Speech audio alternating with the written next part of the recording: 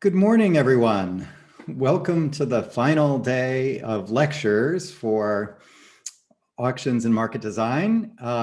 Today is a very good morning and a good evening in Cologne because I anticipate that Miss Liberty will be able to come out from behind her structure today. At least that's the latest news as of this moment. So it's a good day. And it's a great day to talk about market design because there's still scope for lots of further innovation. And hopefully the politics will get sorted and we'll be able to move forward. Last class, we talked about electricity market design. And that was, I argued, was very important for our future in addressing climate change because, first of all, there's lots of emissions in the generation of electricity, but second, that much of the reductions in other sectors hinge on generating electricity with renewable resources. And transportation is the best example of that, where electric vehicle does absolutely nothing for the environment unless the electricity is generated with renewables. And so it's very important to make that energy transition. But it is important to electrify transportation. And that will happen. Again, we don't know how long it will take. We do know that it will take longer if our policies are poor, and it will take a shorter amount of time if our policies are good. We also know that electrification of transportation is highly complementary with our efforts in the electricity sector because electric vehicles have this massive battery that provides an essential input into a reliable electricity system that runs on renewable energy. Renewable energy is intermittent, and these large batteries solve the intermittency problem. So the two sectors are actually, I think, closely aligned, and it makes a tremendous amount of sense for our public policy to push forward on both fronts. And as I ended last class, carbon pricing is definitely the best approach to motivate electrification in the transportation sector and to quickly switch to renewables in the electricity sector. So, but what I'm going to talk about today is not so much that point, but rather that we can actually do much more in transportation looking forward and have a very pronounced impact on positive impact on people's lives. Most people in the world live in urban centers, and these urban centers are heavily congested. And this is something that people do not actually enjoy. The congestion costs are estimated on a global basis of around $1 trillion a year. In Los Angeles alone, congestion costs are estimated at 23 million a year. The time spent in congestion is enormous. In Los Angeles, it's over 100 hours a year, 2 full work weeks wasted in congestion. In other areas, the problem may be not quite so bad, but it's a problem in every city. And there's real social costs to that congestion. What I want to talk about today is that with bringing some of the ideas from our electricity market design, we can actually transform transport and effectively eliminate congestion by managing road use, just the way we use prices to manage behavior in an electricity network. We can use prices to manage behavior in a road network in order to eliminate congestion. This would actually, it's even better than you think, because by removing the traffic jams that people experience today, we actually increase the throughput of the network. So it's actually, not only can we make the best use of what we have, we can actually expand its capability from what we're observing in the status quo. And just like in electricity, where the key was this idea of open access, we can maintain the same open access requirement on a forward-going basis, which we have today. Essentially, people can drive whenever and wherever they want today. And we're proposing the exact same thing, that people can drive whenever and wherever they want to. However, they will pay we will measure their road use, and they will pay the social cost of their use. And when you frame it that way, it actually doesn't sound inequitable. In fact, when you look at what happens today, it's actually much less equitable than a circumstance where people are paying the social cost of their use for this congested road space. It's a scarce resource, and we should allocate it efficiently.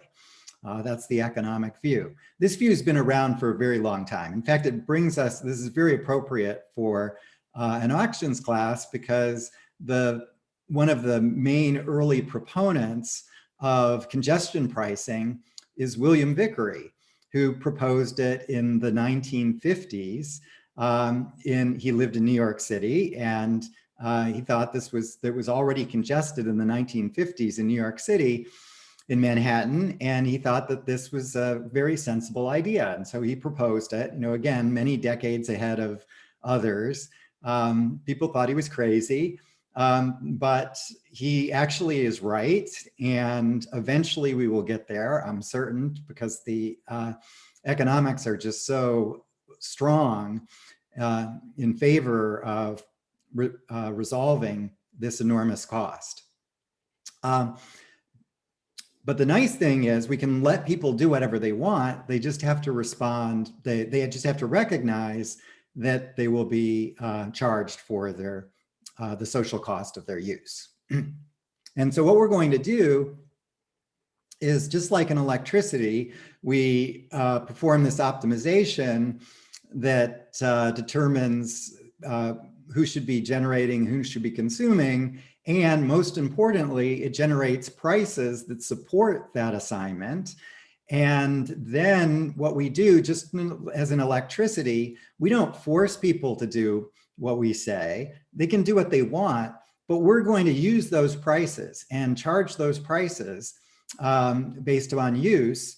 And this is a very good thing. Now, and that's the efficient congestion pricing. That leads to no congestion. So very nice. I should really say no excess congestion. Anytime you put more than 2 vehicles on a road, there is some negative impact from one vehicle on another. But it's essentially, if you schedule the resource to maximize flow, that's essentially what I mean. So the assignment and pricing is based on maximum flow. When you start adding cars beyond maximum flow, that's when you're creating the traffic jams that actually reduce throughput, reduce the flow in the network. So these social costs can be large. In New York City, it's estimated that a single additional driver coming into Manhattan at rush hour has a social cost of, I think it's $140 $42, something like that. It's extremely large number. And you might think, well, you know, how's that possible? How's this one person imposing this huge cost? And it's because he's imposing a teeny cost on hundreds of thousands of people. And that's what makes it add up to a total cost of around $140. Even ignoring the other externalities, that's just the congestion cost. There's also the pollution externalities, and there's the externalities on other than drivers. So this driver coming into Manhattan, not only is he slowing down lots of drivers, but potentially even worse, he's making life less pleasant for the hundreds of thousands of people that are walking in the streets of Manhattan or riding their bicycle in Manhattan. And this is actually one thing that we've learned with COVID, when we had the lockdowns and people not commuting into work anymore. We got to observe our cities in a much more positive state, with much reduced local pollution, without the congestion. And there's been some instances where this has led to reforms or planned reforms to take over some streets, actually reduce the number of car lanes, and recognize that biking and walking and public transportation is actually a much more effective way to get around urban centers than with automobiles. The fact that we let people come into Manhattan and drive around and pay no cost when their social cost is very large is actually absurd. We don't allow that in other areas. So for example, you pay for other essential services like water, you pay the social cost of the water that you consume. Gas, you pay the social cost. Your other utilities, you pay the social cost. That's the norm, and it's a very sensible norm because it leads to economic efficiency, the efficient allocation of scarce resources. People look at the social cost and make the right decision and consume when their value exceeds the social cost. That's how it should be. So this is, you know, not such a radical idea, and yet it may seem so to some, but really it's just imposing a, you know, very sensible standard norm in our economy in the transport sector, which unfortunately, this illustrates sort of the power of inertia and the status quo, which has been a recurring theme of this course, that when we initially started out with automobiles, there wasn't congestion. Very few people had automobiles. Those that did tend to be the more powerful people and actually the sort of forward moving parties and in society. And so it seemed perfectly reasonable to let them use the roads for free in that uncongested environment. But then we didn't realize that, well, you know, as more and more cars arrive, it's going to be congested and there's going to be significant social costs. By then it's sort of too late. And fortunately, much of Europe was built before the automobile. And so the urban centers in Europe are much nicer than the urban centers in the United States and places that were built after the automobile, because our cities in the United States are largely designed for automobiles. Los Angeles is actually the worst example. New York had a lot of development, especially Manhattan, had a lot of development before the automobile. But the newer cities like Los Angeles are post-automobile and basically built for the automobile and not for humans. And so it's a much less pleasant city than it could be and should be in this world, because really the city should be built for humans, not for automobiles. So that's going to be our theme in the first half of today. And then the second half, we're going to switch and talk about financial markets. But this is very much along the lines of what we talked about last class in electricity markets, just bringing those very powerful ideas to bear on the transportation problem. The time is right for this. Vickery was ahead of his time. He was proposing something that was quite forward-thinking on a technological perspective.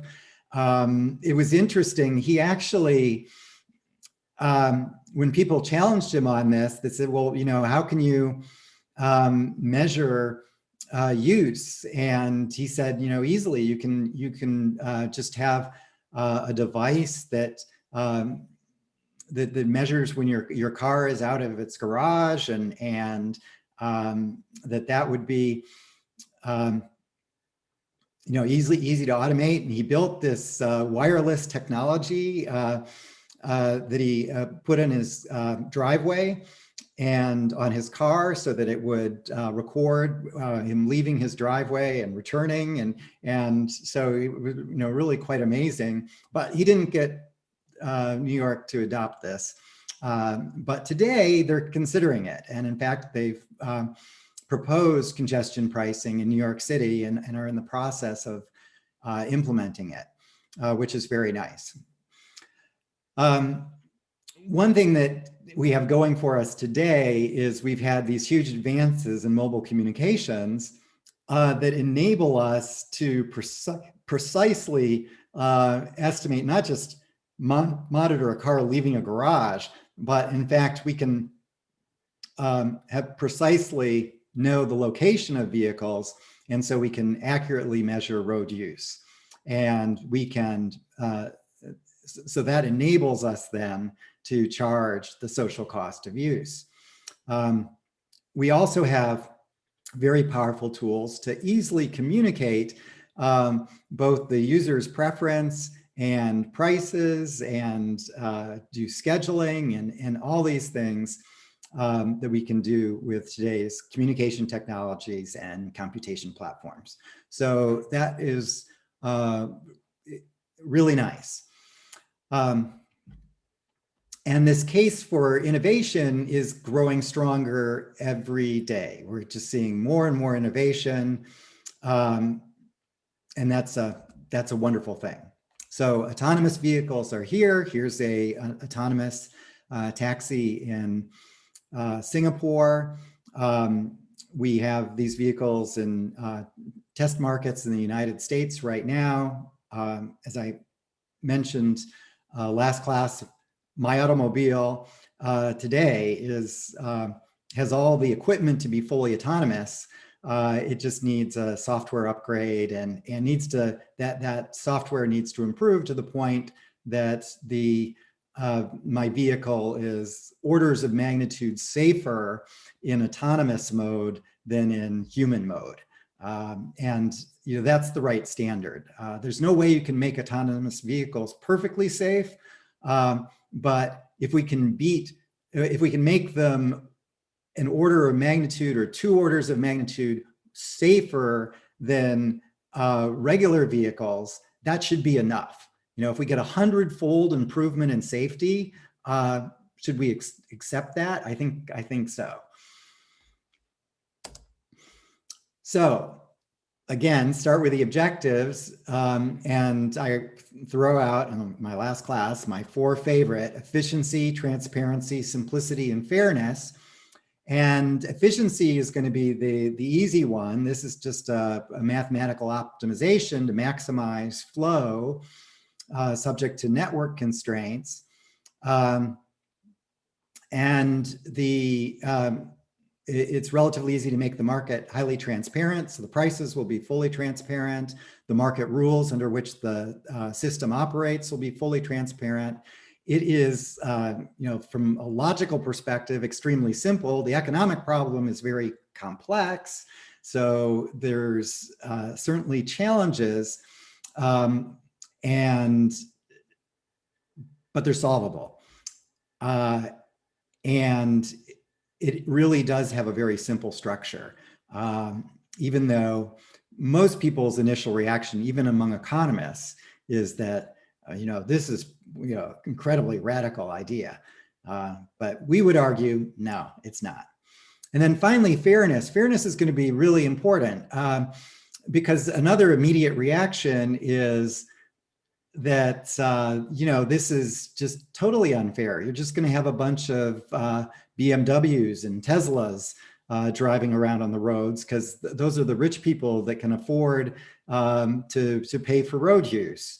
And so this is just, one more thing favoring the rich and harming the poor. The reality is that's not the case. Today in the status quo, the people that are most harmed from congestion are poor people.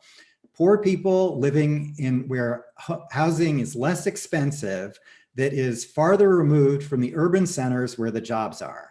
The richer people actually don't like commuting through the congested networks and tend to live much closer or directly in the urban center where housing is much more expensive. And so addressing congestion actually helps, even without transfers, actually helps a majority of the population in my mind. There's certainly lots more economic work that needs to be done, but the knee-jerk reaction that pricing harms the poor is just completely wrong. And one should not have that view. So that's the objective. We'll talk more about fairness later on. And the idea is to draw on best practice from our existing markets that effectively manage complex networks where time and location matters. And electricity is certainly the best example. So open access, the key market principle. The transport network is open to everyone on non-discriminatory terms. Network capacity cannot be withheld. That implies efficient congestion pricing. It doesn't mean that all vehicles are charged the same price because different vehicles impose different social costs. If I have a autonomous electric vehicle, that's going to impose lower social cost than a large SUV diesel driving through the urban center because it's emitting all these other pollutants, okay, which have to be priced at social cost as well. And it creates more congestion issues because of its size and because it doesn't have the modern technologies that enable it to drive in a more cooperative way with the other vehicles, which my autonomous vehicle would have. So the market structure can be done in different ways. In a city-state like Singapore, it makes sense actually for the to have an integrated wholesale and retail market where the operation is small enough and the agency, the transport agency, is innovative enough to operate the system for consumers, and then the consumers would effectively subscribe to the transport service from the government agency. In other places, it makes more sense to have a open access network that's managed by an independent system operator, as we have in electricity, which is a nonprofit organization with a very simple mission. Like in electricity, it's reliable electricity at least cost. And here it would be to maximize the value of the transport system. And it would be in an integrated way, just like in electricity, we co-optimize energy and reserves, the two complementary products. In transport, we would co-optimize road use with other uses and public transit as well. So, thinking of transport as in a holistic way, rather than just making things as happy for cars as possible. That should not be the goal. In this market, structured this way, there could be many parties that that are service providers that interact with the consumers.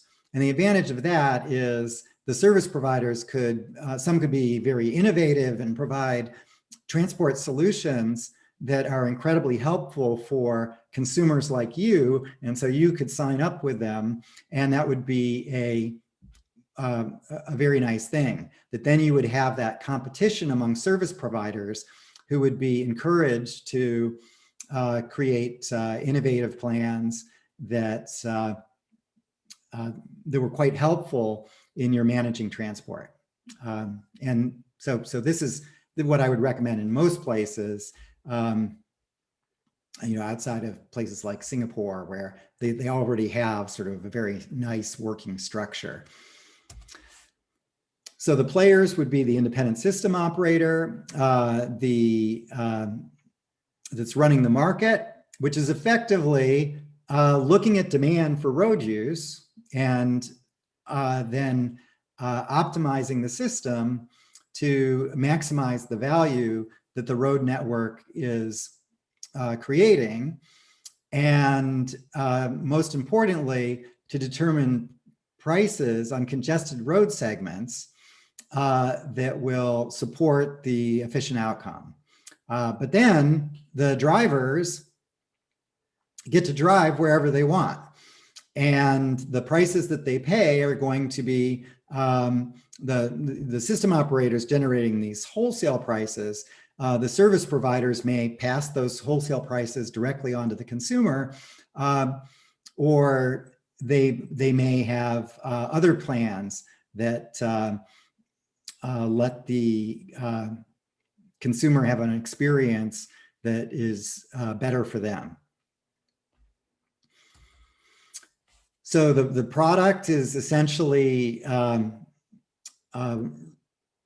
road use on a congested segment at a particular time. So the network is divided into these segments that are potentially congested, and then when they are priced. And once you do something like this, you actually want to price other social costs in addition to congestion, such as emissions, which are very important in urban centers. Automobile emissions actually kill a lot of people each year. And so it's desirable to address that. And especially in places like China or India, where to date, where the pollution is very bad, and as these countries get wealthier, the demand for automobiles is going to explode, and the pricing is going to actually be essential to sustain life in the cities. But in fact, with efficient pricing, we can not only sustain life, we can actually make life quite enjoyable. So when we look at the complexity of the problem, it actually is a lot simpler than electricity markets. The shocks to supply and demand are much less severe than what we observe in electricity markets. Our need to exactly balance supply and demand in every second and not violate any constraints in the network. In the electricity market, we have to do that. And we have to do it perfectly, or really bad stuff happens. In a road network, we can approximately do that. and we would get approximate efficiency, and things would work pretty well. The world wouldn't come to an end if you were slowed down by 30 seconds one day because the system operator underpriced a congested road segment by a teeny amount. So, you should not worry about the computational complexity of this. It's actually is very easy, and I will explain why it's easy for the consumer. In fact, easier than what the consumer experiences today. This will be a simplification in my mind. So when we look at road networks, there's actually the bottlenecks are a common feature. And these, where for whatever reason, typically it's you're going over a bridge and there's no ability to expand lanes, or you're coming through a congested sector and there's no real estate to expand capacity. And so bridges, tunnels, these sorts of things are bottlenecks that are the key source to resolve, and where the pricing is most pronounced and most effective in managing the congestion. There is, unlike in electricity where you've got limited demand response, in transport, the road is essentially fixed for the most part. There's certainly adjustments that are made based on time of day in the urban centers to, if you've got, you can expand the number of lanes going in one direction on the commute in and reverse that on the commute out. And then you can do little things like that. But for the most part, the network is fixed. So the response is not coming from the supply side, it's coming from the demand side. And the good news is the demand side can be highly responsive and is highly responsive to factors like prices and drive times and so on. So the consumer can actually substitute across many dimensions. They can time shift, so they can leave earlier or later away from the rush hour period. They can shift their routes, take a less congested route. They can shift their mode of transport. And this is why it's important to co-optimize not just the automobile road use, but also public transit and walking and cycling and so on. Because this mode shifting is actually going to be extremely important. So you have better options in Europe than we have in the US in most places, where we struggle to with our public transit, largely because the cities were built post-automobile. But certainly this is one thing we need to work on in the US, and you already have. You just need to improve it a little bit in the European cities. So improving the trains and the trams and the buses, and improve the bike lanes, and the walking, and of course working at home is becoming a very big thing too. So this mode shifting is probably the most important area in which we shift. And then technology enables a lot of shifting as well, which is, I might take an automobile, but I'll take a shared automobile. So sharing is enormously enhanced with technology. And especially when you combine sort of autonomous vehicles and sharing, that's highly complementary, because the autonomous vehicles can just be sort of out there in the road space, and I just step out and say, okay, take me in, and then it might make one or two stops to pick up other individuals that are going to the same place or nearby. And it's, delighted to do this and can do it very efficiently. It knows exactly where the people are. It knows exactly where they need to go, and it knows exactly the right routes to take. And And so, that's the future. And it's not using technology that needs to be created. The technology is here. We can do this right now. So let's just, it is an example of how easy this can be for consumers. Let's look at how today's apps would need to change. Today, most of us, I suspect all of you, and certainly me, even though I'm an old guy, I actually have a smartphone and I know how to use it. And when I'm trying to get around a congested network, I use Google Maps to help me out. So I go to Google Maps and say where I want to go, and it presents the options to me. You can take the tram, you can ride your bike, you can take the automobile, or you can walk. And these are the different times for these different modes, and it'll provide the routes and so on. And so that's very nice. So here, for example, this is at the University of Maryland, commuting from my former home. I've now moved, but here's my former home, which is right along the Potomac River. It's very beautiful right here, which is why we live here. And also my wife works way out over in this direction, and I work way out over in this direction. So every day I'd have to commute to work, and along mostly it's on the Beltway, which is a highly congested road segment.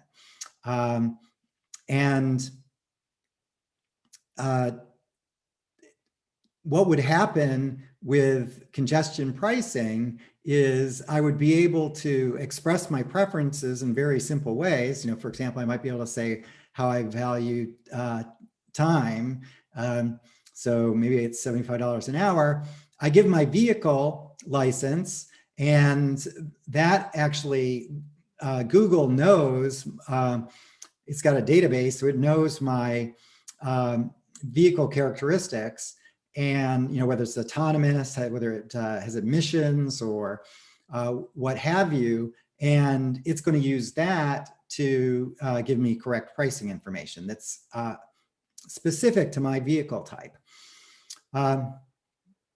And then it's going to suggest a route.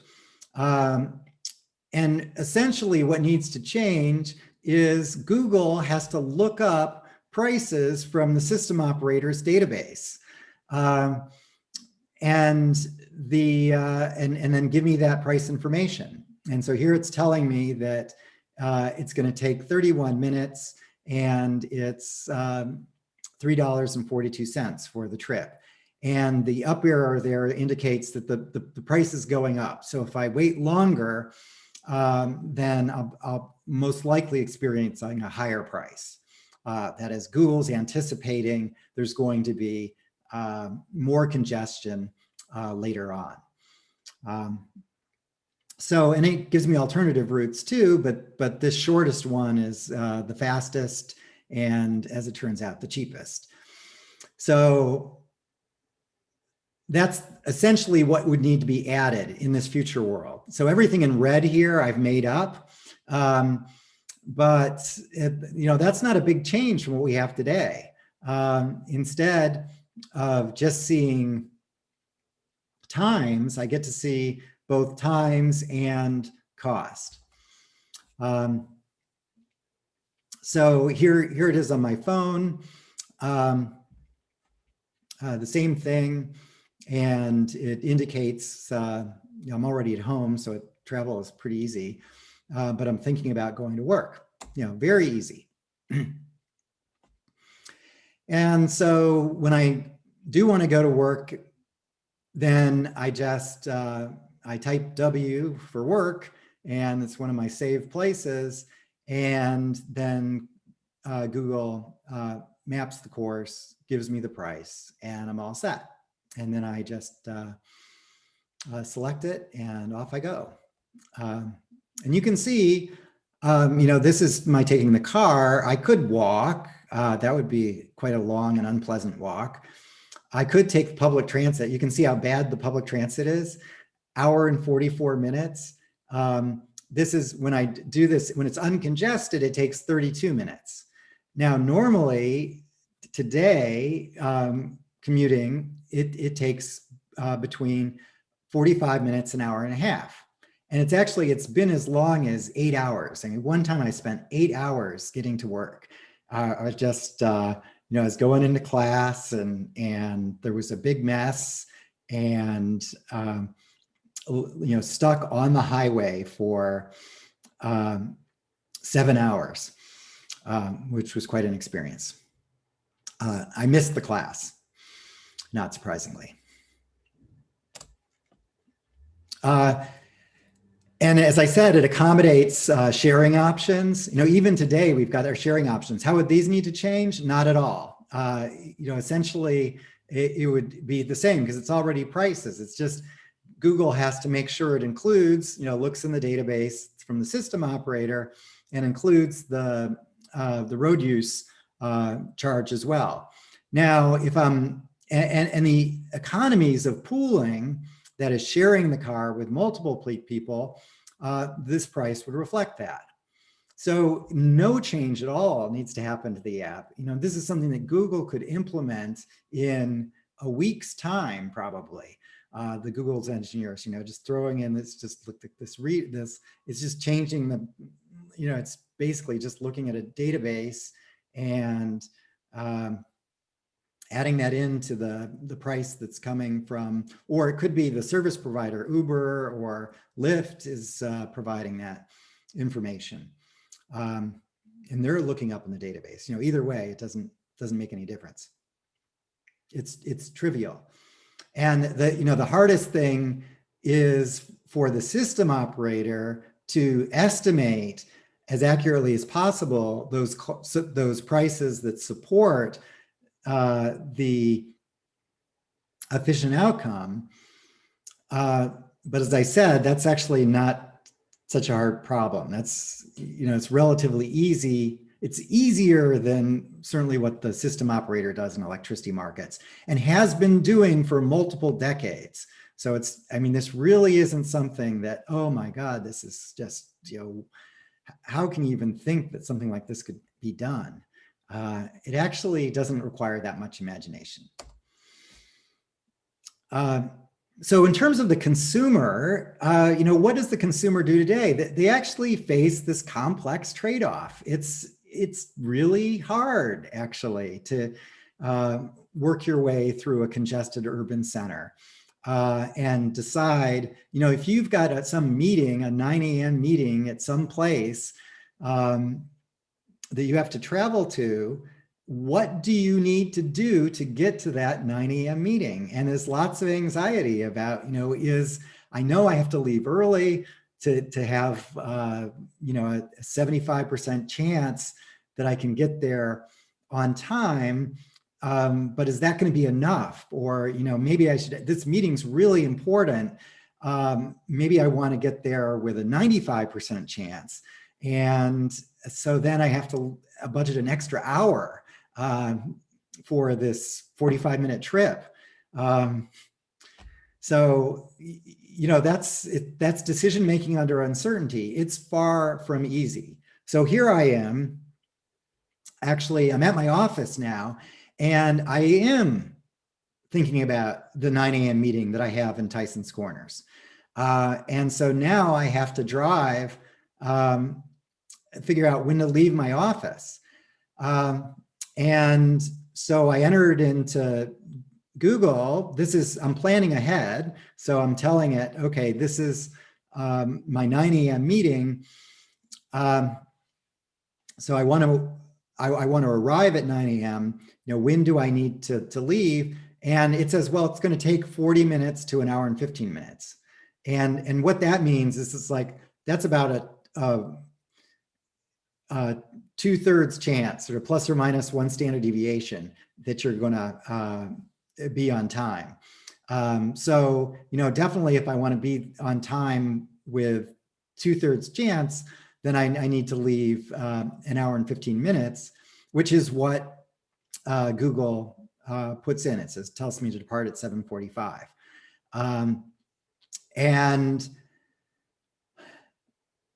alternatively, I could do something, I could time shift, and instead of leaving at 7:45 and taking on average an hour, but quite likely an hour and 15 minutes, I could leave at 5 a.m.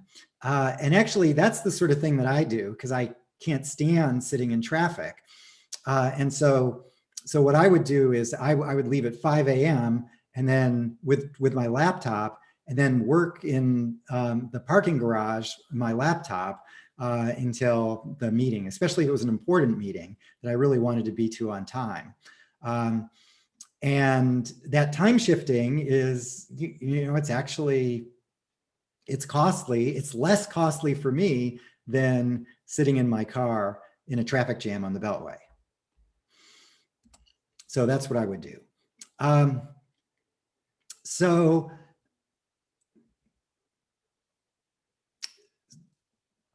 So here I'm again. Oh, and actually one thing I should say is, see this congestion here that appears quite predictably on this commute.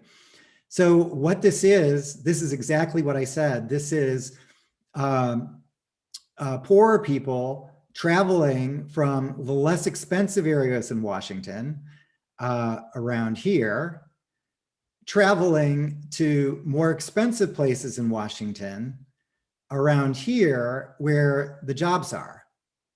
And of course, there's lots of jobs here too. And this commute would be even worse. This is why this is taking, so long, even longer going this direction. Okay, so lots of uncertainty. And instead, if it was without the congestion, then this would be much faster. And so that's the world that we're going to move to, that doesn't have the congestion and makes the travel time quite predictable.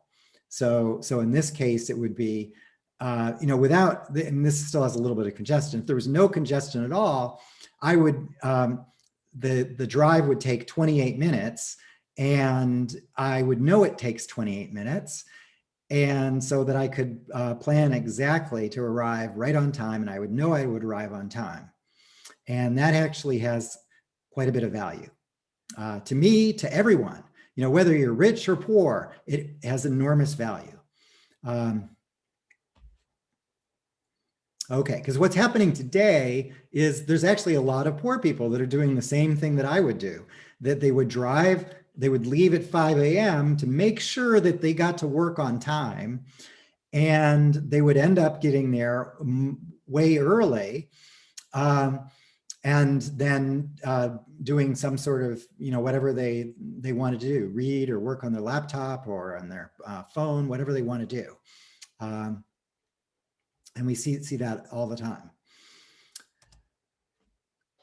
So in designing this market, just like in electricity, it makes sense to actually have forward trade, and that's easily done as it is done in electricity. So I can imagine the real-time market being done every 10 minutes. In electricity, it's 5 minutes, but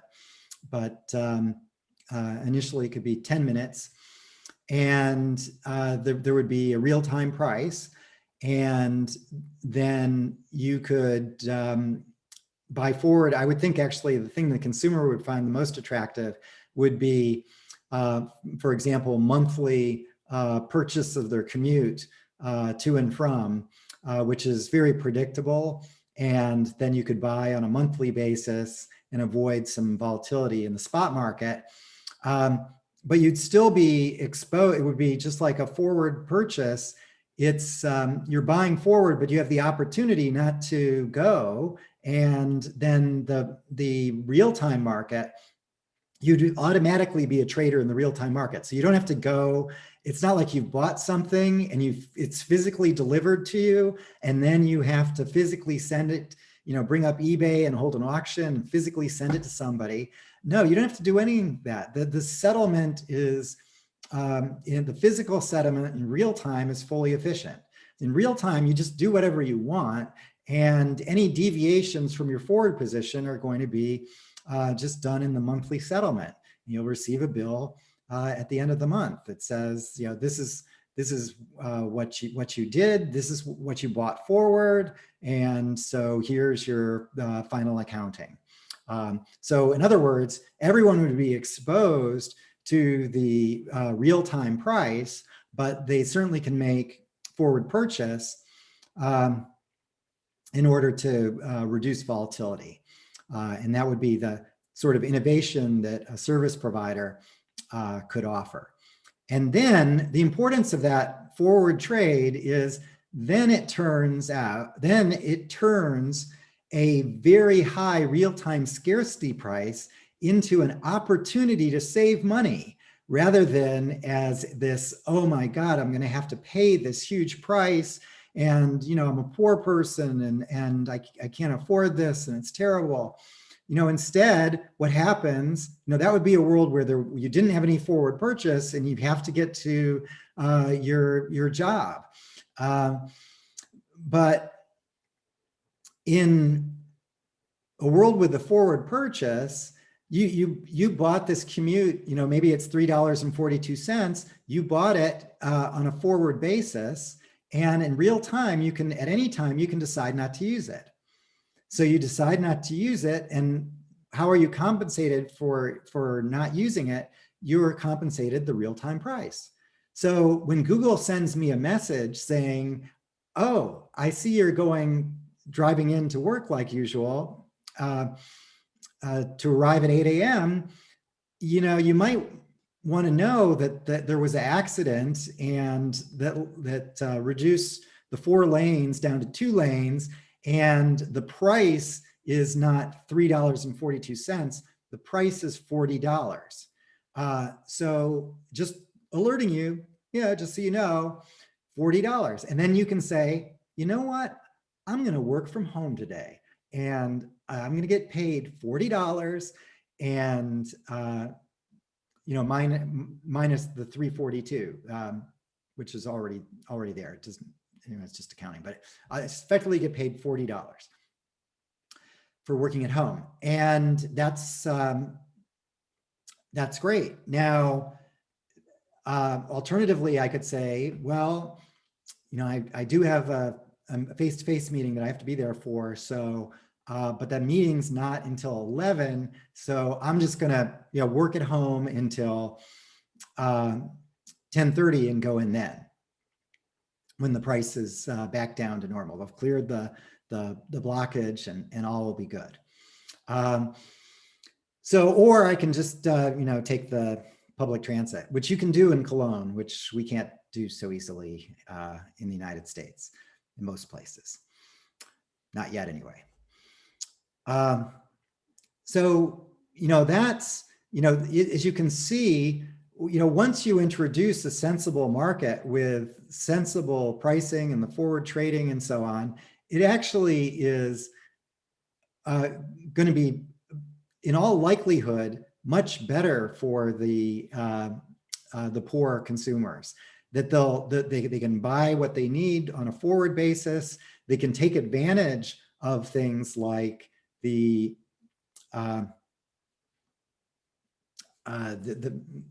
accident that also all of a sudden creates this very high scarcity price. So that is really a wonderful thing. But more importantly, there can be other public policies that take this money that's the revenues from collecting the congestion rents and the emission and the pollution emission rents, and use some of that money to improve the road space so that it's safer and works better for everyone, and take some of that money and use it to improve public transit. So there's more trams, there's better trams, there's cleaner trams, trains and buses and everything else that would actually, and that clearly helps the poor people, because it's the poor people that are more apt to mode shift to the tram, or and of course, and then the bus routes can be expanded to include more routes from population centers that need to, poorer population centers that need to travel to where the jobs are. So really the scope to make this much better for, it's really actually the less well-off that are going to benefit the most from this plan. So we actually know how to do this. We've described it in how it could be done in communications, how it is done in electricity, and how it should be done in transport.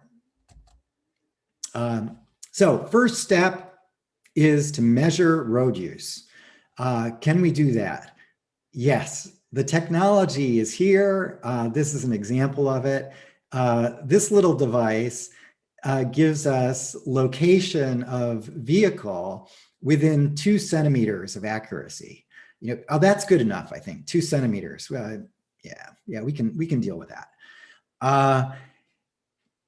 And this device costs almost nothing.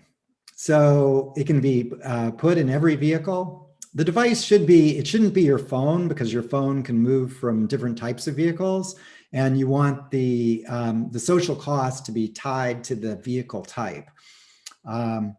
And so that's why you actually want to install it in the vehicle. And then it can be much more accurate than what's available on your phone. So this is using technology that is much more accurate than what's on the phone, because it measures, what it does is it grabs, whenever it gets a really good signal to triangulate location, it does so, and it sort of locks in that location, and then it measures motion. And it can measure motion very accurately. That's the kinematic aspect of it. And the so then once you fix a location and measure motion, you can measure exactly where you are at any particular time. And that is, as I said, it's here today. This is a piece of cake. This stuff, even my watch, it has accuracy within a cubic meter in terms of location, and it's GPS. So this is easy stuff. Second step, congestion pricing. And as I said, William Vickery was the proponent of this very early on. This has lots of advantages. Addressing the externality, or paying the social cost of your use, which is very nice. That's what leads to efficient consumption of the scarce good. We can address environmental externalities, very important. Drivers were encouraged to look at alternatives and figure out what's best for us given the prices. Safety is improved relative to what we have now. The frenzy on the highways is actually very unsafe, and a lot of accidents happen when you go from freely moving traffic to some sort of blockage, and then people don't stop fast enough, which is a big problem, which is a problem that's avoided by autonomous vehicles or more even semi-autonomous vehicles, because they can anticipate what can't be seen by the native eye and sort of re-optimize. And the computers are less apt to fall asleep and so on. So a few other advantages, one is our urban centers are actually desperately in need of money, and this generates a fair amount of money that can be put to good use in either in the transport sector or in some other things, and reduce distortionary taxes. So that's very nice. It's consistent with the basic principle of fairness that people should pay the social cost of their use of scarce resources. And it leads to efficient allocation. But importantly, it enables the optimization of transport more broadly. So public transit together with, which right now is priced in crazy ways. And the reason is we're pricing roads in crazy ways. So for example, many German cities now, the trains and trams are free because that's a response to the pollution emissions, because we got too many cars in the cities. And so to reduce pollution emissions, the idea is to make the public transit free. But in fact, that doesn't make sense. What should happen is the reason you're mispricing the public transit is because you're grossly mispricing the road use.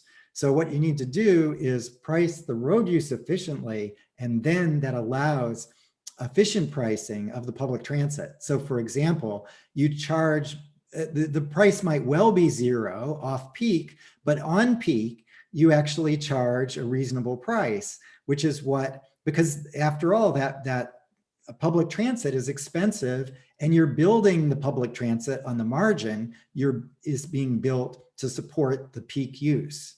And so that's why you want to have this peak pricing in an optimal world where you co-optimize prices across public transit. So that's actually a huge advantage that's not immediately obvious. How can we do this? Well, here I take the approach that I take to every market design opportunity. And that is to look for a door that's partially open that I can stick my foot in and make some headway. And if I make enough headway, it's going to turn into a good example that I can then point to and show that this really works. Generally, it'd be nice if I could just step in and be dictator for the day and just say, okay, this is what we're doing. We're going to do the whole thing. Boom, done. But that is so far not happened. Nobody's asked me to be dictator for the day. So the alternative is to suggest to the regulator something that they would feel comfortable with. And this describes one approach that we've pursued with Singapore, and so far that they've some elements are adopted, but they're not yet down on numbers 7 and 8, or 6, 7, and 8. But what they have done is they certainly have studied their market, they understand the system. They have introduced measurement. So in Singapore, beginning this year, every vehicle has a device like what I showed you that measures road use. And then that enables them to much better understand where people are going at what times and to better simulate the network. At this point then, they can introduce time and location prices. And the idea here is that these time and location prices would be initially fixed for a long period of time so that there would be no price risk. Now, what do I mean by fixed? I mean that the peak hour in this congested road segment into the urban center, the peak hour is at a high price, and it's the same high price, irrespective of whether there's an accident that took a lane out or something like that. And so then off peak, the price is very, very small. And that's actually what they do today. They've got on their congested segment, they have electronic road pricing that 4 times a year, every quarter, they evaluate, they effectively calculate what the efficient prices would be on average, and then they impose those for the next quarter. And so you don't have any price volatility. Everybody knows what the prices are, but they respond to them. Some people look at that high peak price and properly respond. Now, the problem that they have today is they're not pricing the whole network, they're just pricing the main segment. So a big problem they have today, which is a problem that we have in our, well, it's a pervasive problem everywhere, is people substituting away from the congested road segment to less congested routes that are neighboring, that are typically routes that are going through neighborhoods on roads that are not designed for a lot of cars. And so this actually has huge costs and is a big problem with the status quo.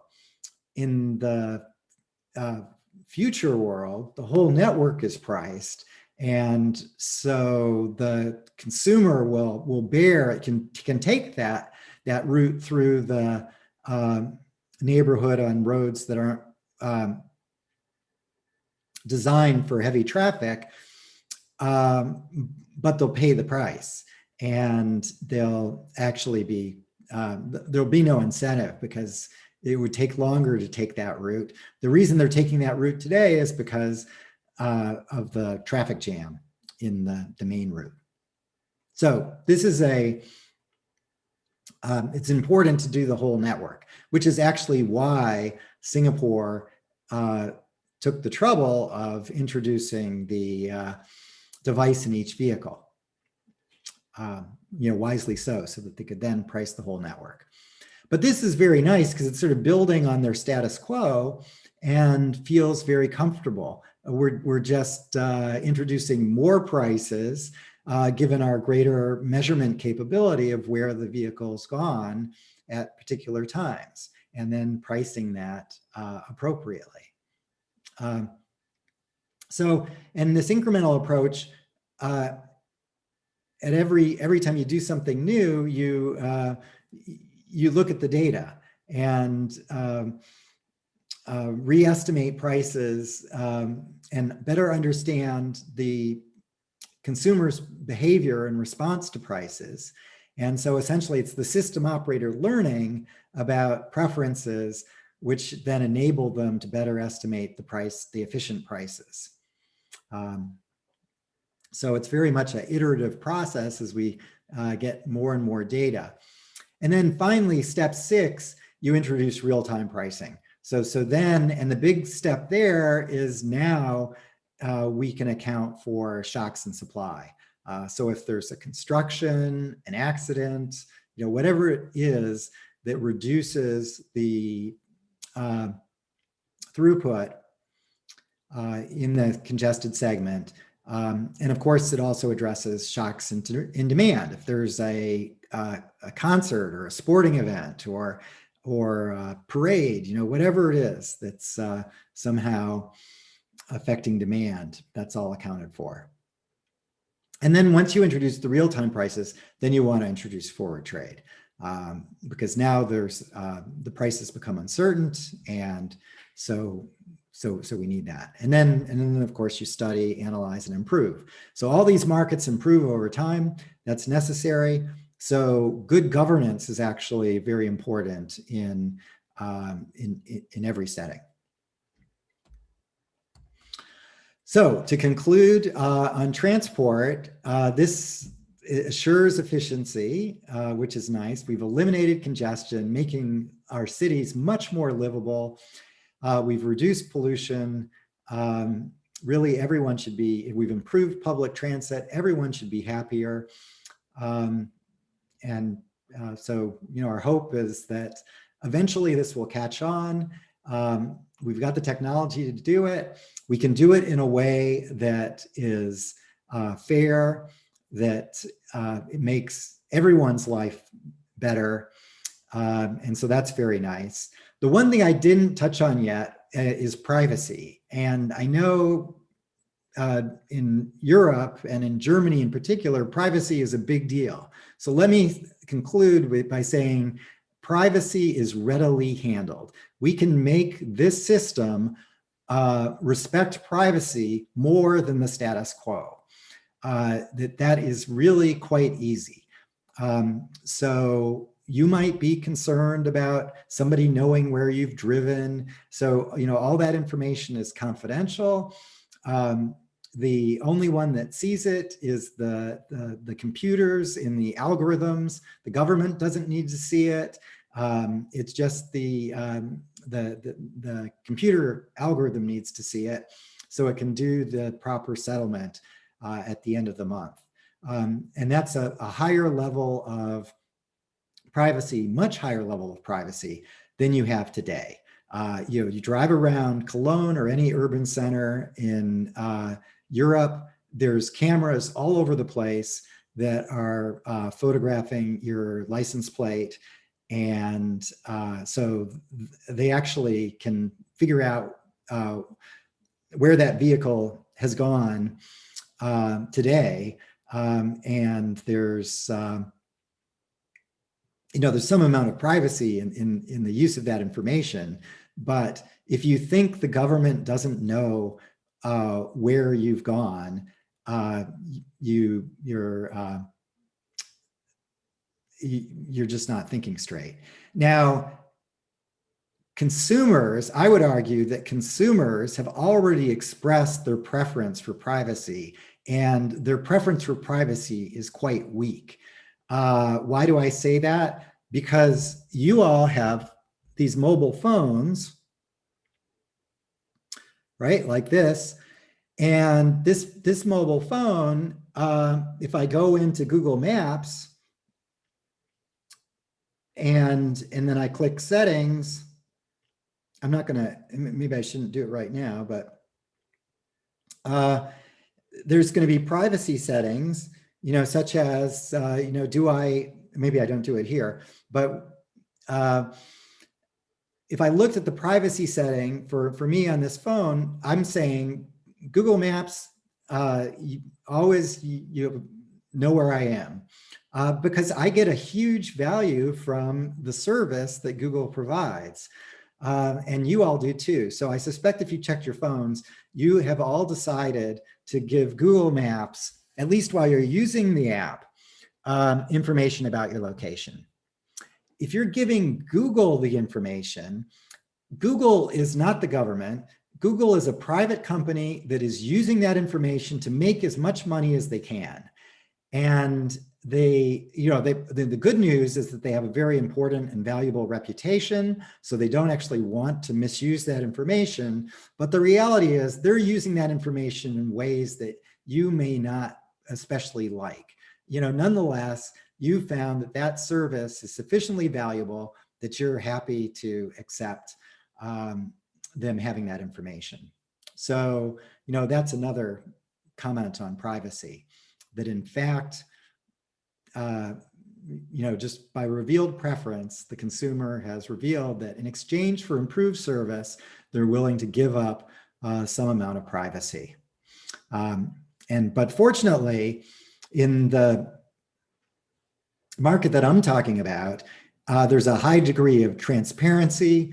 It's operated by the system operator that has a mission of to make the best use of the transport system, to maximize social welfare subject to constraints, and you can put in the mission to respect the privacy of consumers. And so they're really going to be driven with the privacy objective, supporting privacy in addition to fairness and efficiency and so on. So I actually think that it is this is an exciting idea. The time is right, and it's something that there's still lots of work to do. I've sort of fleshed out the basic market design. There's lots more that needs to be done to develop it and understand it, understand the behavioral responses, and further develop the market design elements. So that's what we need to do as market designers. Good. Welcome back. So our final segment is looking at financial markets. And this is something I've been working on for many years. It's a very important area of market design. And it's one that still needs lots of work. So this might be an area where you want to continue to do some work or start doing some work for a thesis, PhD or master's thesis. Financial markets today actually look, if we look at an exchange, it looks very much like this. It's a big server farm. And which is kind of interesting, why it is that way. The reason we would argue that the exchanges are filled with lots of computers is actually because of something that I've written about with Eric Budish and John Shim about the arms race for speed that we've observed in modern financial markets. So in the old days, the markets operated with humans, and communication was with voice, screaming and yelling, and we had specialists. And the world today has changed enormously because of the innovations in communications and computers that we've witnessed, that now all trade takes place electronically through computer networks. And the market design that they adopted is one that was basically thought was the design that we were using when we had humans. Which is this continuous market with a limit order book. And that was what was programmed electronically initially. And because of this inertia of the status quo, we basically have stuck with this design for the years because certain market participants have found it quite beneficial. But it has some serious and obvious flaws, and that have created an arms race for speed, which today has gotten to absurd heights, where really we're talking about, within, let's say, the competing exchanges in the New York City area, the speed race is now conducted over microseconds or less, nanoseconds, and soon it will be even faster than that. So it's the markets now are absurdly fast, and made so because of incentives that reward speed. And so once you reward something, then you're going to make investments in speed. And this is costly. This cost is borne by fundamental investors, you and me, who have our retirement savings invested in financial securities. And it's not a good thing. When you think about this issue from a market design perspective, the solution is straightforward. So again, that's sort of the easy part. And in our mind, it is frequent batch auctions. We'll eliminate the speed race. Essentially, you'll get, rather than competition on speed, you will get competition on price, which is better for consumers. The pricing will be more efficient, and the market will work better. Once you move away from continuous trading and to frequent batch auctions, you get large computational benefits for all the market participants, traders, exchanges, and the regulators. There are, however, some costs for certain market participants, and that is what has slowed the move to address this problem. But there has been movement to address the problem, and I think that ultimately it will be solved, but it'll just take some time. And then the final thing, I actually have some new research, some ongoing research, paper that's not yet publicly available, that I'm going to conclude with, that sort of builds upon this frequent batch auctions with some other ideas. I'll talk about that at the very end today. Okay, so what is this arms race? Well, it's actually very easy to see when you, because you can see people making these large investments that are clearly motivated by speed. So one was an investment by Spread Networks in 2010, spending $30 million to put in a fiber cable where we already had fiber cable. But what they were doing was putting it in a straight line from Chicago to New York in as straight a line as they could, rather than using the existing fiber, which was not quite as straight. And so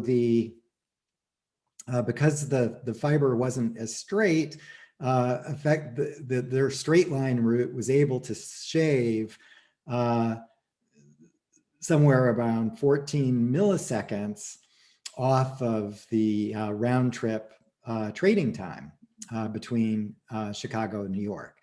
And New York is, of course, very important because that's where the equity markets sit in the United States. And Chicago is very important because that's where the CME sits, the Chicago Mercantile Exchange, which trades for futures products that are tied to the equities markets and all the financial security markets that are housed in New York. And so this, so in essence, you could have a Standard & Poor's index trading here in New York, and you could have the identical futures product trading here in Chicago, and there's arbitrage opportunity between the two.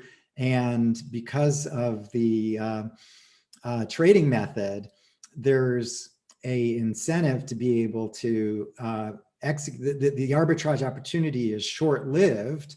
That is, if something happens in New York to change the price, then the Chicago future price needs to reflect that. And effectively, those that can communicate the most quickly their orders will win a prize. And that's the motivation for the arms race. And Spread Networks is just exploiting that demand for speed by building this network. And you might think, well, you know, that this is a good thing. They're stepping in, building this network, enables the market to be more responsive. You know, it's cutting 16 milliseconds out and so, you know, this is really great. But actually step back and think about the economic value that's created by that slightly faster market. Do we really need to shave 14 milliseconds off? That's 14 thousandths of a second. It takes about 200 milliseconds for me to blink my eye. And so this is the fraction of a blink of an eye. And what's the economic benefit of that improvement in speed? Well, what are the securities that we're talking about? How's the information flow that's relevant? You know, prices should be related to value. Value is a function of current information. How fast is information coming into the market? You know, what is, like, there might be, maybe I'm an energy storage company and there's new information about battery technologies or something. Well, you know, these things are developed over decades. The information percolates out over months and weeks. It doesn't happen in milliseconds. And so there actually, in the old days, there was enormous economic value by shortening the time because it actually had economic consequences. So an example of that would be when, in the old days, when the New World first opened up and became an economic center for producing various agricultural products and raw materials that were valuable in Europe.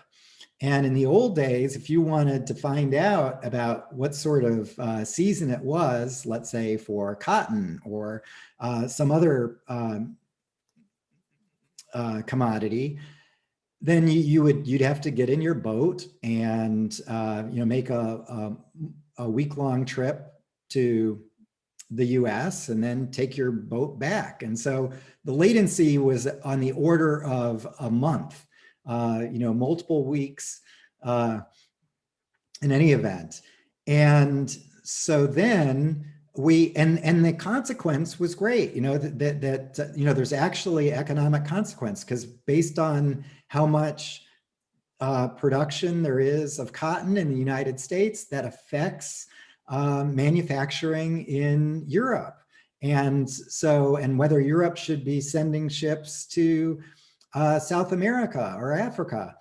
And so there really was economic value for shortening that latency. So when the telegraph came along, that was a huge advantage, because then we brought the latency down from multiple weeks to a day, and then a few hours. And so those actually had economic value because people were making economic decisions that resulted in more efficient use of scarce resources based upon that more timely price information. There are no decisions of fundamental economic value that are taking place at the millisecond level. And just proof positive that that's the case, if it wasn't the case, then the financial markets wouldn't shut down for the night, right? Why are they shut down from 4 a.m. to, from 4 p.m. to 9 a.m. or whatever time it is at a particular exchange? Why would they shut down on the weekends? If there's enormous economic value coming from 3 milliseconds or 10 milliseconds, then surely going many hours without updating the price has enormous economic value is lost. The reality is there is no economic value from having prices move at the millisecond level. And now it's in New York and Chicago, the arbitrage is limited by the speed of light, of course, and it takes about 8 milliseconds round trip. So Chicago to New York arbitrage is going to be on the millisecond level no matter what we do. But within New York City, the speeds of the fast guys are microseconds, so millions of seconds, and there'll be billions of seconds soon. So because the light doesn't have to travel so far, and so that enables the communication to occur that much faster. And the specialized computer equipment is developed to basically submit orders at as quickly as possible, and that's what's happening. So you might think that this is an improvement, but it's not. This is total waste. If you're not convinced of that, you should just think about it some more, because it really is total waste. And it's gotten worse. And actually, the interesting thing here is this $300 million investment in 2010, it became obsolete within 5 years. It was totally worthless. And why is that? Because they don't use fiber anymore to communicate financial trades between Chicago and New York. Fiber is way too slow. Light travels more slowly through glass than it does through the air. And so now all the communication is via microwave links, where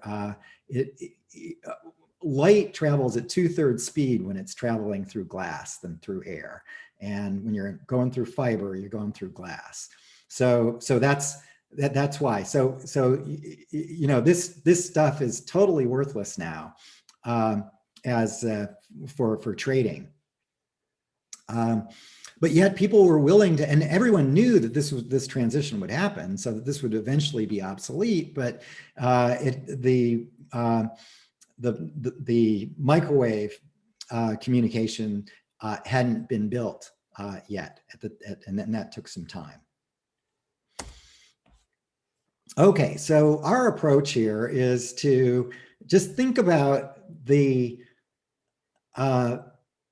financial trading as a market design problem, and ask the question, you know, can this be improved? Can we change the rules in such a way to improve, to avoid this arms race? And the answer is yes, we certainly can. We don't take the view that somehow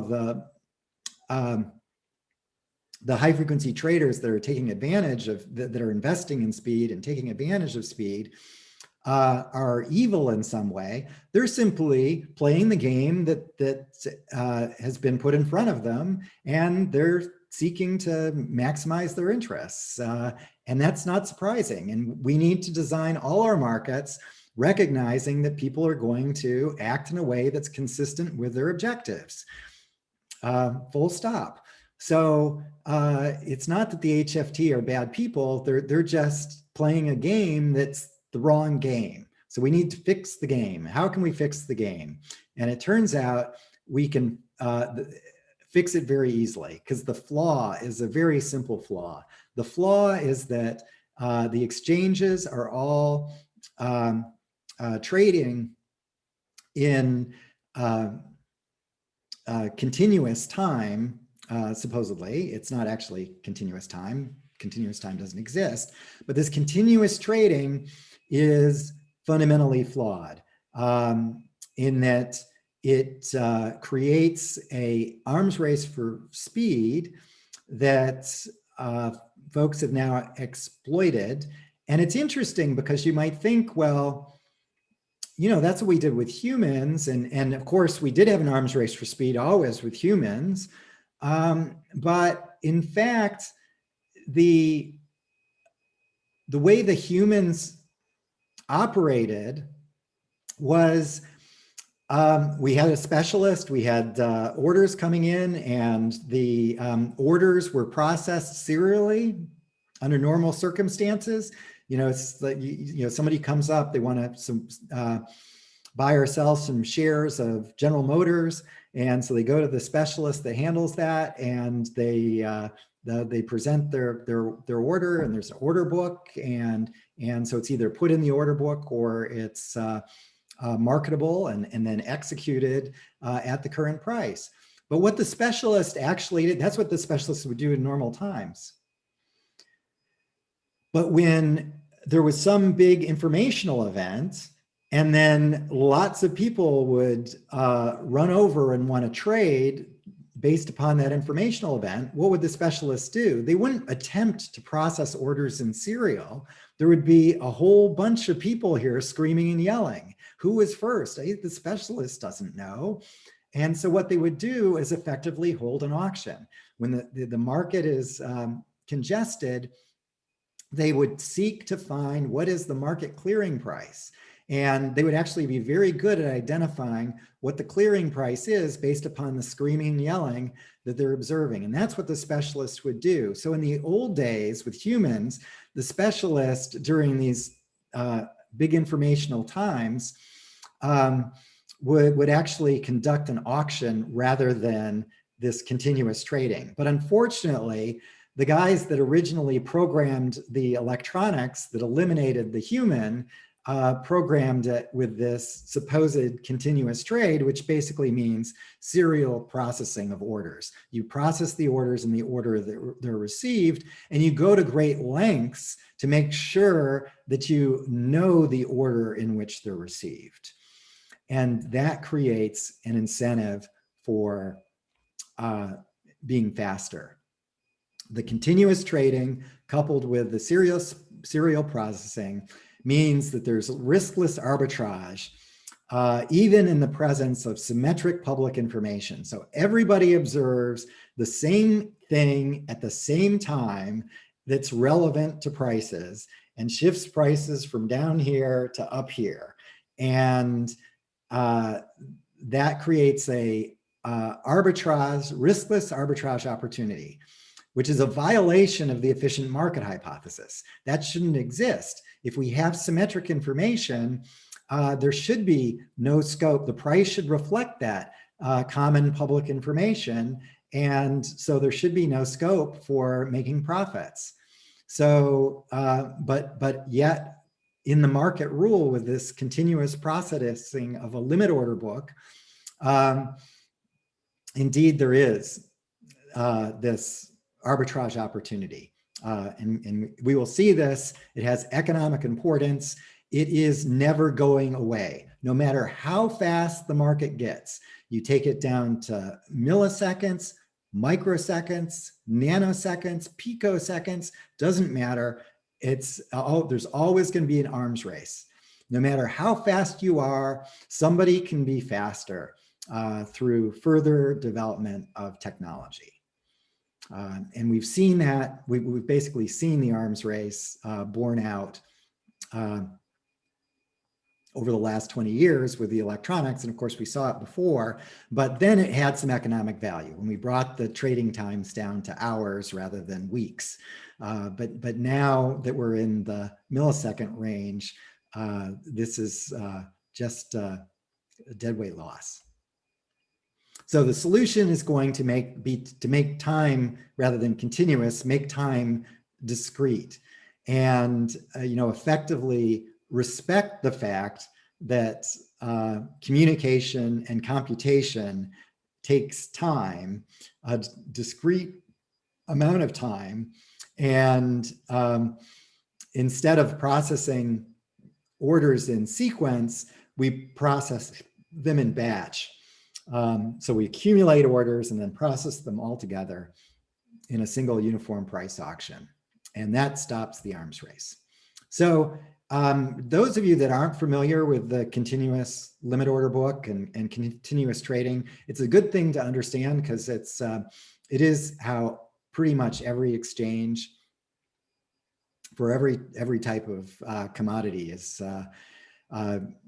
traded. And as I said, in Europe, they actually use this for intraday trading of electricity, which is extremely ripe for the kind of race for speed and arbitrage, because in electricity, there's large informational events all the time. The price can be highly volatile, and the spreads, the liquidity is not that great. The spreads can be enormous between the best ask and the best bid. And so it's a huge, so if you decide not to go into research, but you just want to make money, then you should become a high frequency trader in European electricity markets. It's hugely profitable. And of course, the risk is that they would fix the market design, but I think you'd be safe for 10 years. So we'll see, at least over 5 years. I don't know how long it'll take for them to fix it, but maybe I'll have time at the end to talk a little bit more about electricity and why or maybe I'll just do it now. I mean, the reason for electricity, why the spreads are large, because there's big informational events and there's lots of uncertainty and not much and less liquidity because of other market flaws. And so this is a great opportunity for high frequency traders. The reason that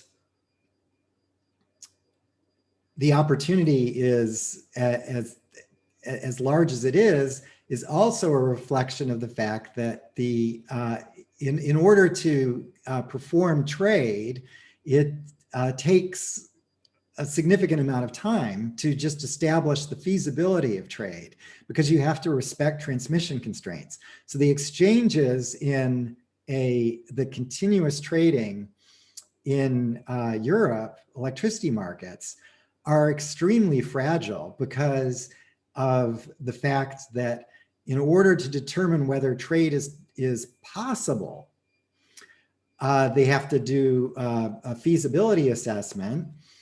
And would transmission constraints be violated if this transaction went through?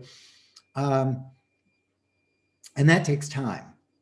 Whereas in and that's going to be a problem, because then there's going to be backlog, and the continuous trading is going to sort of break down. And we've seen that in continuous trading for financial securities on occasion, like the Facebook IPO and that sort of thing. Then there's big bursts of activity and too many guys wanting to place orders at the same time, creating a backlog, and then the market crashes. Because as soon as you have a backlog, nobody knows which order should be trading with what, and it's a whole nightmare, and the exchange will shut down in those circumstances and then reopen with an auction. So that's so again, we're back to what do we do when the continuous time breaks down, the continuous trading breaks down? We run an auction. The auctions work. But in financial securities, it's actually very rare for them to have backlogs, because they don't have to do any computation. All they have to do is sort the orders as they come in. And so sorting is is computationally trivial. And so they can actually run this on modern day computers extremely quickly, and they do. For an example, NASDAQ, which is one of the largest exchanges in the world, NASDAQ operates all of their markets through a single thread of a single core of a single computer, which is really amazing. Why would they do that? The reason they do that is that's the only way that they can guarantee the serial processing of orders. And in this market with continuous trading, that serial processing is the sort of essential ingredient to respect. And that's why they structure it that way. So they can actually engage in no computation whatsoever, because they don't have the time for it. And this is a source of vulnerability. So the exchanges sometimes will fail because they'll have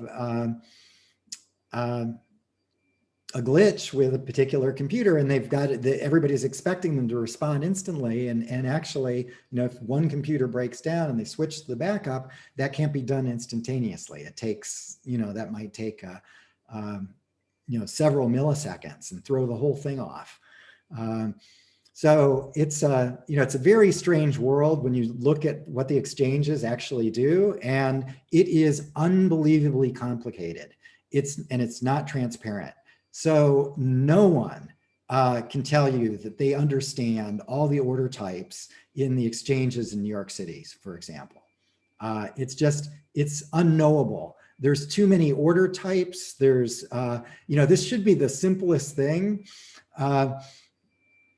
Trading these perfectly divisible goods, and yet it's made into this infinitely complex monster that actually, to be fair, it actually works reasonably well. If it didn't work reasonably well, there would be trillions of dollars of loss. And here the loss is limited to probably tens of billions rather than trillions. And so it's not, tens of billions. Yeah, it's like rounding error in the grand scheme of things when you're talking about financial securities. The trillions involved, there's tens of trillions involved. So that's why we can have these inefficiencies, and it can persist. It's not so bad, but we can make it better. So why don't we make it better? I think that would be a good thing. But this is how the order book works. So essentially, as I said, there's hundreds of order types, but there's basically one that is the fundamental order type, and the others are just variations on this one type. And that is a limit order. A limit order is a price, a quantity, and a direction, buying or selling. And that's all. And what you do is you put it in, you place your limit order. And there's, here, and what happens is we check to see if your limit order, let's say you put in a bid, that is a bid to buy this Microsoft stock. And let's say you put your bid in at 62.50. So you put your bid in at 62.50. That's what's called a marketable order because it's better than the best ask, which is 62.36. So you will immediately trade, let's say it was for 1,000 or less shares, you would immediately trade at 62.36 when you put in a bid of 62.50. So that order is what's called marketable. It immediately trades and it takes liquidity from the market. So orders are either taking or making liquidity. So alternatively, I could put in a bid of 62.34. And then I would be entered right here in the order book. That bid is not marketable because there's no one willing to sell at 62.34. There's somebody willing to sell at 62.36, but not 62.34. So that would be just entered into the order book here. And it would sit there until it's canceled or it is taken by a seller saying, I will trade, I will buy at 62.34. Now, if somebody's, like they say 62.30, then what would happen is the 62.35 is going to be bought first. If there's enough quantity in that sell order, then it will move along the book, and I potentially will be trading at 62.34. Okay, so that's how it works. So the most important thing here is that we maintain this book, which is nothing more than a table of all the non-marketable bids and asks that have not yet been canceled. And when you put in a limit order, there's one of two possibilities. It's either marketable or not. So if it's an ask, it's better than the best bid. So it's down here, in which case it's going to trade immediately with the best bid. If it's up here, then it's not marketable and it's simply going to be placed in the order book until it's canceled. So that's how it works. It's very simple. And, it seems like, oh, this is a good idea. Should work, reasonably well. And it actually does work reasonably well most of the time, but it would work better if we make time. And it's actually, it's interesting that in current financial markets, we pretend that time is continuous. We make both price and quantity discrete. And in the old days, price was quite discrete and quantity was quite discrete. And both of those discreteness of price and quantity introduce significant inefficiencies. So we basically do it just the wrong way. What we should have is time should be discrete and price and quantity should be continuous. But the traders make more money when time is continuous and price and quantity are discrete. And so that's why we have what we have. It's basically the traders benefit from this bizarre approach. And so what's happened over time is the granularity of price has shrunk because the regulator has stepped in and said, you guys, this is just way too inefficient. We can't accept this level of inefficiency. We're going to make price more granular. And so now in the US markets, for most of the securities, most of the volume of security trade trades with a 1 cent price tick. It used to be that it was much larger.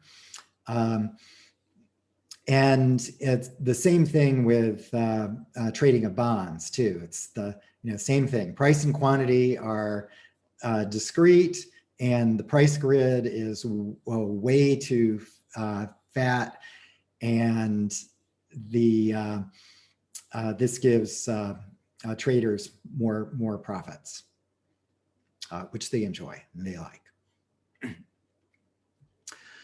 And so another thing you might think is, well, then why don't the exchanges just fix this? Can't an innovative exchange come along and fix this? And the answer is they don't want to. They basically are making good money now.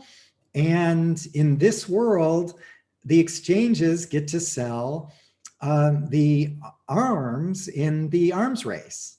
So they're actually, like a military contractor that builds fighter jets and then sells the fighter jets. And you want a faster fighter jet? We'll work on building faster fighter jets. So that's a big source of the problem, why we don't see the innovation, that the exchanges make money by selling these services. You might think, well, if there's competition among the exchanges, then it would, there's actually, historically, there's very few, it's not perfectly competitive. Historically, there was one exchange, and then we went to the New York Stock Exchange, then we went to 2 exchanges, and almost everything was concentrated within the 2 exchanges. And then we expanded more, but it's very limited. It's definitely oligopoly, not perfect competition. It's very expensive to become exchange. You have to jump through a lot of regulatory hurdles, and the incumbents are going to be fighting you all along the way. So you have to work really hard. The Investors Exchange, IEX, was one of the entrants in one of the few entrants in recent years. And they spent about $100 million in regulatory cost entering the market. They had to put up with all sorts of fights from the incumbents, and eventually they came in. And then as soon as they came in, their innovative feature which was this speed bump that effectively addresses part of the problem that we're talking about today. As soon as they came in, then the other exchanges adopted their innovation. After fighting the innovation tooth and nail with the regulator, as soon as they came in, they immediately adopted it as well. So, well, maybe not so immediate. It was, took a little bit of time, but before IEX was able to capture much market share. So, these are the sort of things that limit the innovation on the, with respect to the market design. The reality is the exchanges make the majority of their revenues not from charging fees for trading. They actually just break even on the trading fees. They're essentially zero. And but they make all their money, not all their money, but much of their money on, certainly a majority of their money, on selling arms in the arms race. So co-location. So that's why it's a server farm. Why do you need, if you're running the whole market on one computer, why do you need a server farm? You need a server farm because every trader needs to have a co-located server right next to your exchange in order to be as fast as possible. So basically that server farm is they're just renting servers to all the market participants. And every server has a fiber connection by cable that's equal length. So regardless of where you are in the server farm, you still have the same advantage as another. And they do that because that maximizes the competition for buying this speed. They actually make more by making it non-discriminatory as opposed to discriminatory access. Because if it was discriminatory, then there would be, traders would just have an incentive of leaving that exchange and going to another exchange. And anytime you change the market rules, you have to go through a regulatory process that's expensive. And so, talking to the chief economist at NASDAQ, I asked him, so, why don't you just, fix this? Just adopt frequent batch auctions. It'll be better than everyone else. And so all the volume will come to you. And they said, well, yeah, all the volume would come to us, except for the fact that we'd have to spend all this money and time working with the regulator, implementing the system, and then everyone would implement us. And by the way, we've just destroyed the motivation for the high co-location fees that we get paid. We've destroyed the motivation for the high fees we charge for fast data. So in addition to the co-location, the big thing that they sell is the pricing data at very high frequencies. And so those data feeds are, they are quite expensive. Fortunately, we had access to one of the fees for a particular period of time, and I'll be able to show you what that data shows. But that's the basic reason. And actually, my co-author Eric has a very nice paper, a follow-on paper with another co-author, not myself, that looks at sort of the industrial organization of why this hasn't happened, and I basically described it in my remark there. Okay, so let's look at, and so what we look at empirically, this is 3 parts of the paper. The first is empirical. Let's see if we can observe the problem. The second is theoretical. Let's see if we can construct a theory that makes sense of what we're seeing empirically. And then the third part is also theoretical, which is, can we come up with a market design that is better, that improves upon the situation? And the answer is yes. First, yes, it is a problem. We can see the problem. Yes, we can model it. And third, we can fix it. And so that's what we do in this paper. So the first thing is, I want to make the point that if we take 2 securities that should be moving in lockstep, and these are 2 very liquid securities. SPY is the Standard & Poor's ETF at index traded in the New York Stock Exchange. And so this is extremely liquid. This is much more liquid than even Google stock. It's one of the most liquid securities. And then we also look at the E-mini, ES, and that's traded, that's a futures product of the Standard & Poor's index, traded in Chicago in CME. And we chose these two products because they should be moving in lockstep. We also chose them because they're separated physically in distance. And so the arbitrage is happening over milliseconds because of limitations of the speed of light. And so we can actually observe arbitrage much better because the data feed that we have is the data feed that the traders used at the time, which is at the millisecond level. But we would, to observe arbitrage, to observe what we see here, we would actually in say, looking at, let's say, Standard & Poor's Index traded at 2 exchanges in New York, then we would need microsecond data. Millisecond data wouldn't cut it. It's just way too slow.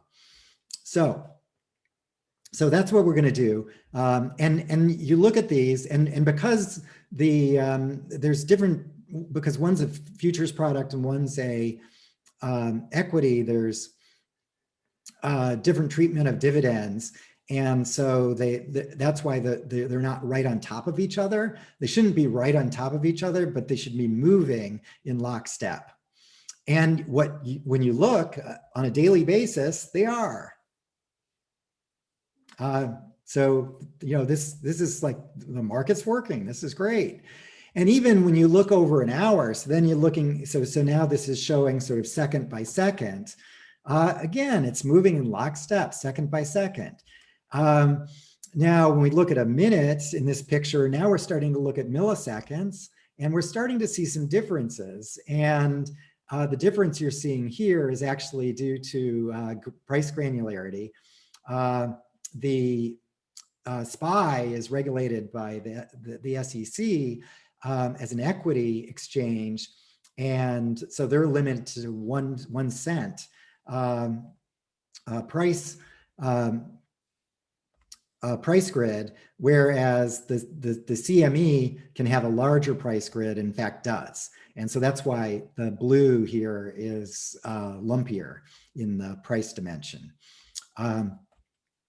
But otherwise, it's still tracking reasonably well. But now when we look at the millisecond level, what we see is complete breakdown. There's no correlation between these securities. And that's sort of our main point here, is that when you look at what the high frequency traders are looking at, there's no correlation in these securities. They should be moving in lockstep. They are definitely not. This is a violation of the efficient market hypothesis. And so here, what we see is there was some information that got revealed. People acted on it in New York. That led to a big jump in the price of this Standard & Poor's Index. And then we wait for 10 milliseconds or so, and it gets, they get the information in New York and act on it in New York. So that's what's happening. Now you might wonder, why is the price formation happening first in Chicago in the derivative securities rather than in the primary securities, the equity trading in New York? You'd think it would take place here in New York. That's the fundamental security. And the reason is that in Chicago, we've got a monopoly exchange. So this is like a central market. So there's actually lots more liquidity. So price formation tends to happen first in Chicago, where we have monopoly trade, and then it comes to the fragmented equity market in New York. And because there's many exchanges, there's 13 lit exchanges, which are the public exchanges. And then there's many dozens of what are called dark pools that are not, that are alternative trading systems that are not lit and don't follow the public rules of transparency. So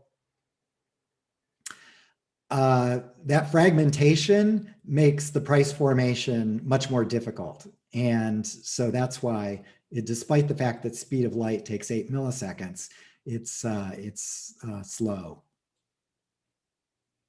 It still arrives in, the price formation occurs in Chicago because it's benefiting from the monopoly structure. When we look at what's happening over time, you can see the speed race that folks are investing in speed. It's getting faster and faster. These arbitrage opportunities are getting shorter and shorter. So if you're not fast, you're not going to be able to capture these arbitrage opportunities. And this shows it just another way, looking at the full distribution year by year, that you really have to be fast in order to take advantage of arbitrage opportunities between identical securities, effectively identical securities in different physical locations. Now, this is perhaps the most interesting picture, which is looking at the profits that you get from exploiting these these riskless arbitrage opportunities across space. And the interesting thing is that your profit per opportunity, your profit per unit is constant. So yes, the speed race is making, there we go. So the speed race is making things faster and faster, but the implication is that the profits that I get at every opportunity are constant. No matter how fast this gets, the arbitrage opportunity is not competed away. So, and that's very important. And that's because the flaw, you'd think that, okay, there's a flaw, there's arbitrage opportunity. What happens usually in arbitrage opportunities is competition competes away the opportunity. That doesn't happen here because the profits that you get from the opportunity are basically a prize to the guy that's the fastest. And the guy that's the fastest, there's always going to be a guy that's the fastest. No matter how fast we get, there's always going to be a guy that's the fastest. There's always going to be a prize. And the prize is related to simply any sort of price information that has jiggled the prices. And what that depends upon is effectively volatility. So if we look over time, how frequently do we have these arbitrage opportunities? And what I mean by an arbitrage opportunity is a spread between the midpoint in Chicago and the midpoint in New York. That's an arbitrage opportunity. So you want to sell here at the high price and then buy here at the low price. That's the arbitrage. And those are lasting less and less time, but the frequency with which they occur is just a function of volatility. And so if we look at, you'll remember 2008, the financial crisis, we had huge volatility. The stock prices were changing 5 to 10% every day. It was just, it's like unbelievable volatility. High frequency traders love that. That means there's going to be lots of arbitrage opportunities and they will make a lot of money. So, which they did. So, basically what they would love is more and more volatility. And of course, that's not what fundamental investors want. They would like less and less. Volatility is not a good thing. That just increases risk. But for high frequency traders, it's the source of their profits. No matter how fast the market becomes, and we were in a period where at the millisecond level, there was huge innovation and speed. And so things were getting much, much faster. And what that means is that the correlation between prices in these faraway markets, between Chicago and New York, would remain correlated, highly correlated for a long period of time. But all of them, no matter how fast we are, the correlation always breaks down eventually when we look fast enough. And if we were looking at these opportunities within New York across exchanges selling the same security, as I said, the arbitrage opportunity lasts microseconds and soon nanoseconds. So it's just incredibly, and also I should say that I'm looking at, one opportunity, which is this riskless arbitrage, exploiting differences at different locations at the same time. That's just the tip of the iceberg. There is lots of other opportunities that the guys take advantage of through speed. Probably the biggest one, most economically significant one, is front running. Front running is learning that you're making a large sell order, let's say, and what the front runner does is I learn that you're making this large sell offer, and then I step in front and make it before you do. And then I am on the, I'll be on the buy side of your sell, and I'll make money by executing the trade that you wanted to trade. I'm effectively soaking up all the liquidity that's there. Taking all those orders in the order book, and then you're coming to me and asking to buy from me rather than, and I'm happy to sell to you, but at less favorable terms. So that's called front running. That's illegal. So you might think, well, okay, it's illegal, so it's not a problem, right? And the answer is it's a problem. And in fact, this is where the high frequency traders probably make most of their money. And the reason that they can front run is because they can move at speeds that are faster than the regulator's data feed. So the regulator can only prosecute bad behavior that he can observe. And he's got his data feed was, not many, at this time period, his data feed was operating at the sort of 100 millisecond level. And it was, whereas the high frequency traders were using these high speed data feeds, which we're using, which are at the millisecond level. So we're at a thousandth of a second, and the regulator's at a tenth of a second. And so it's not even remotely a fair fight. And the reality is the high frequency traders are always an order of magnitude or two faster than the regulator. And so they can engage in front running, which is illegal activity, at speeds that are unobservable by the regulator. So that's why it happens. And and this was actually the Michael Lewis book on high frequency trading that came out about 5 years ago. It's a fun read.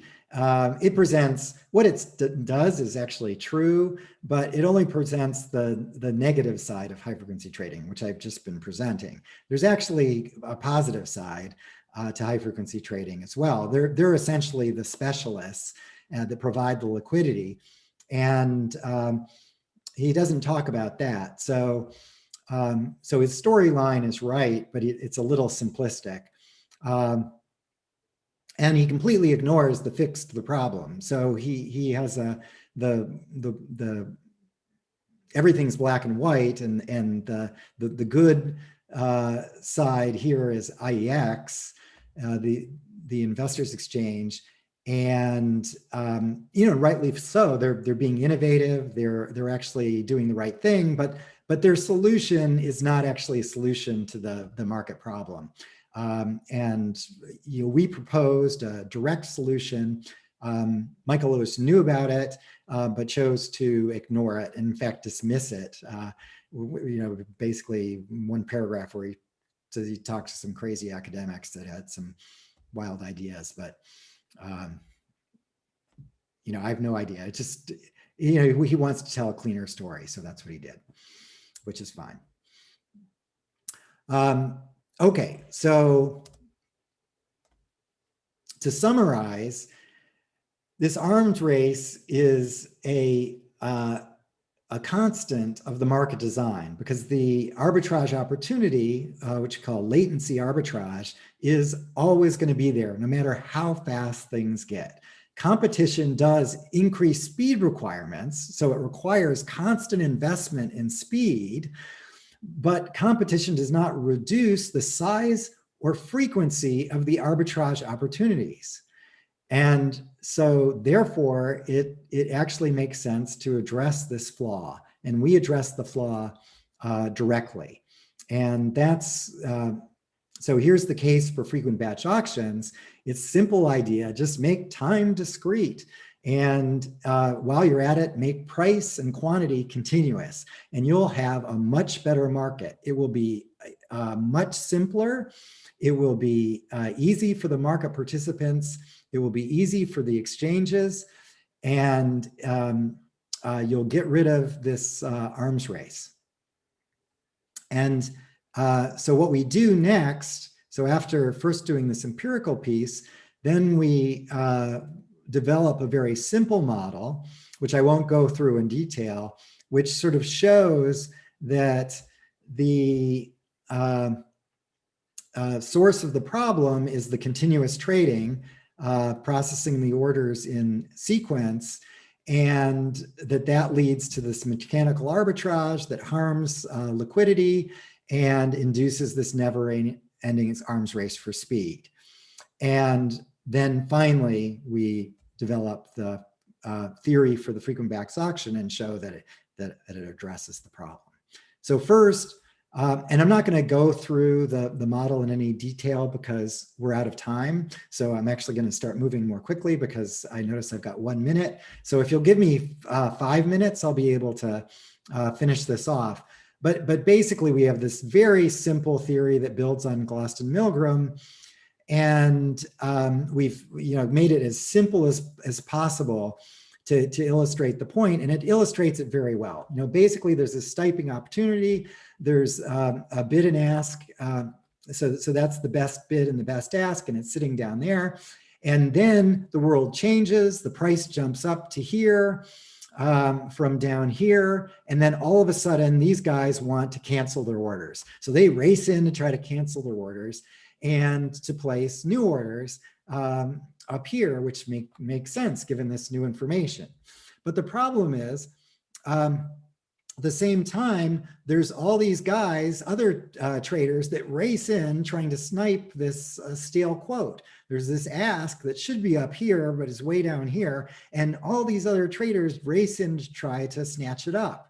And the problem is there's one guy trying to cancel. There's all these bunch of guys racing in as fast as possible to pick off the stale quote. And it's likely that one of them is going to succeed. And so that's exploiting the latency arbitrage. And we've seen it, it's led to these investments in speed. First, the straight line fiber cable, and then the first microwave connection, which, as I said, is faster because light travels 50% faster through the air. And so here's the tower it's broadcasting from, and Sears Tower, which you want to be as high as possible because of the curvature of the Earth, to maximize the distance between the fiber, between the microwave links, because that lowers your processing time too, having fewer links. And so there it is in gory detail.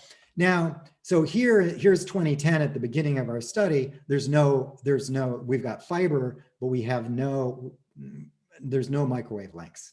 And here it is at the end of our study with a massive triangle of competing microwave links connecting Chicago and New York, as well as Washington and New York and Washington. And the reason Washington is important is because often information that moves financial markets originates in in Washington. And so that's why they need the fast microwave communications here. Now, interestingly, the communications actually within New York now, one problem with microwave, it's not very robust. to things like rainstorms and that sort of thing. So actually in New York, those arbitrage, they don't use microwaves anymore, they use laser.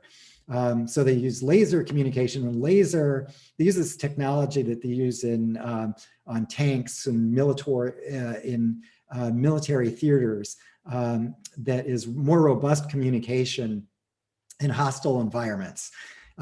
So, that's great. It's just, this arms race is just, it's crazy. So when we think about the frequent bats auctions, just quickly, very, very quickly, why it works is most of the time, we get a situation like this where nothing happens. It just works. It operates just like the continuous order book. We've got the non-marketable asks and bids, and they are separated. So trade can occur. Sometimes, and this is another possibility, some of the time there'll be somebody that wants to trade, and so we'll have a marketable order. And then other times we'll have bursts of activity because of a big informational event. This is very rare, but the market should accommodate this. And this is where an auction differs. When you have this burst, those first two, it actually works just like the continuous order book. But when you have a burst of activity, then there's a difference. And what happens here is the orders that are all entered in this batch interval, they're all competing with each other. So we've got competition in price, and the auction identifies the market clearing price, the consensus price of where we should be. And so all trade is taking place in this at the market clearing price. Whereas in the continuous limit order book, it's trading at these various prices. In fact, continuous limit order book, you have almost no trade that takes place at the market clearing price. It's all trading at prices that differ a little bit from where the price should be. And so the reason that if the batch interval is long, here's the batch interval, if it's long relative to the improvements in speed, say from being a slow guy to a fast guy, then it's very likely that that the information came in at a point of time where we all get to act on it. And it would only be if this information came in right here, where the fast guy could respond to it, but the slow guy couldn't, that the fast guy would have an opportunity. And so here, by making the time discrete enough, we can reduce the incentives for speed by orders of magnitude. So that's very nice. I did want to say that there's enormous computational benefits from this that are actually really important. But the final thing I wanted to say is, mention some further work that we're doing, which is basically enormously simplifying the trading of all financial securities through a central exchange, which trades in flows, much like electricity trades in flows. And the advantage of this is then we can actually very much simplify the preference expression from fundamental investors, and we can get the fundamental investors to participate in the market directly, rather than participating through high frequency traders that can manage all of these issues of latency arbitrage and front running and so on in this infinitely complex world. So we can basically enormously simplify the trade of financial securities, improve liquidity. We can let in this flow trading, I don't have time to describe, and the paper isn't yet publicly available. Hopefully it will be within the end of the year. But essentially it's a smart market where we collect bids from buyers and sellers, much as we do in electricity markets, as piecewise linear demands, and then we optimize the market to maximize gains from trade, which involves finding the clearing price. And we can do this with a single order. You can optimize the portfolio of thousands of securities simultaneously. And the demand is expressed in terms of your impatience. It's basically your preference for more rapid trade. And so when I say I'm happy to trade at a higher price, I'm happy to trade more quickly at a higher price. And so that's how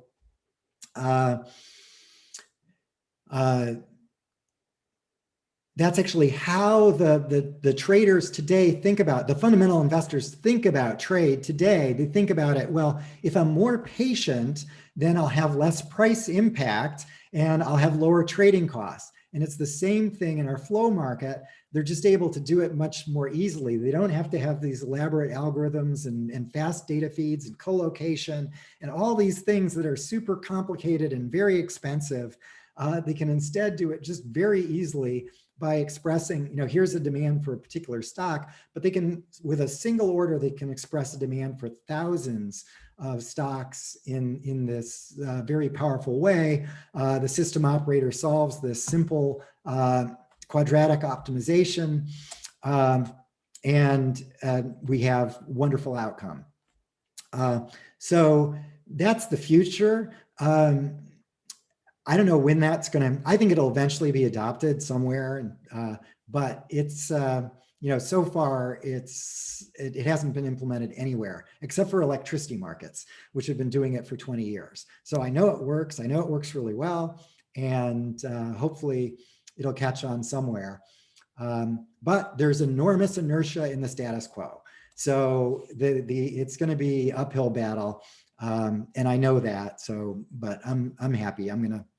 I would be happy if I saw it in my lifetime. So we'll see. So bottom line, in conclusion, and thank you for your patience, we've talked about a number of market design applications, all involving auctions to some extent. And what we found is that there's very powerful, simple ideas that can make huge first order improvements in our markets and in our life. And I've illustrated this looking at electricity, communications, transportation, climate policy, and financial securities. And the bottom line is, although the answers are fairly straightforward, the amount of work that's needed to convince the policymakers and market participants that these innovations are desirable is enormous. And so there's actually tons of work to do. And the good news is that they aren't going to make me dictator for the day where I get to impose these solutions on society. Rather, we're going to have a continual process of politics and practical logistics that are going to take decades to get these ideas implemented. And there is an enormous amount of work for all of us as market designers to do to address these problems. And I think the time is right. You're living at a very good time where we can actually do this stuff. Now, Vickery had it much harder. He could imagine them, but he couldn't actually get them implemented. Today, we can get them implemented. We should get them implemented, and the sooner we do, the better. It'll be a much better world for all of us. And today is a good start, at least in the United States, where we're making big progress in the White House in a move towards supporting science, supporting evidence-based decision-making. And this is where market design shines, because we can step in and present the plans and the evidence that this stuff really works and supports the objectives that this society wants to achieve. And that's a very good thing. So thank you for your patience. It's been very unfortunate that we've had to work remotely. I apologize for that. I had nothing to do with it. And I hope that next year that I will be on campus in 2021. I don't know whether that's going to be in the spring or in the fall, but I certainly hope it'll be in 2021. If not, it'll be in 2022. We don't really know. But I'm certainly anticipating 2021. So I look forward to meeting you in person then, and hopefully you've gotten something out of these online lectures. I'm sure you'll get a lot out of the exercises that Emanuele is going to be developing, and that's going to be a more interactive way where you're solving problems and really getting into some of the nitty gritty. So hopefully that segment can be more interactive than our lectures have been, but I do hope that you've gotten something from these lectures, even if they have to be remote. So thank you very much, and everybody have a wonderful day, and look forward to seeing you face-to-face in 2021. Thank you very much.